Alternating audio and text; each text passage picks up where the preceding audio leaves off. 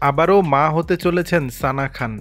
ইসলাম ধর্মের পথে চলার জন্য বলিউড ত্যাগ করেছেন প্রাক্তন অভিনেত্রী সানা খান। তারপর দুবাই প্রবাসী মাওলানা মুফতি আনাস সৈয়দের সঙ্গে বিবাহ বন্ধনে আবদ্ধ হয়েছেন তিনি। গত বছরের জুলাই মাসে পুত্র সন্তানের জন্ম দেন। সামাজিক যোগাযোগ মাধ্যমে এক পোস্ট দিয়ে এ সুখবর জানিয়েছেন। পোস্টে লিখেছেন, এই ধরনের উপহার দেওয়ার ক্ষমতা একমাত্র আল্লাহরই আছে। আমাদের জন্য দোয়া করুন যাতে শুধু সংখ্যাতে নয়, আমাদের পরিবার গুণেও বৃদ্ধি পায়। আল্লাহ আমাদের চলার পথ মসৃণ করুন।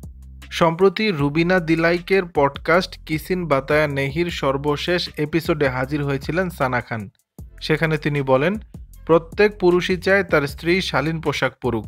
এরপর বলেন, কিন্তু যখন দেখি যে পুরুষরা তাদের স্ত্রীদের আঁটো-সাঁটো বা ছোট পোশাক পরতে দেয় তখন আমি অবাক হই। বুঝতে পারি না সমস্যাটা কোথায়। অন্য পুরুষরা যখন আপনার স্ত্রীকে হট বলে, সেটা কি আপনার ভালো লাগে? 2020 সালের নভেম্বরে আনাসকে বিয়ে করার আগেই সানা অভিনয় জীবন ছেড়ে দিয়েছিলেন। দর্শক, বিষয়টি নিয়ে আপনাদের মতামত জানাবেন নিচের কমেন্ট বক্সে।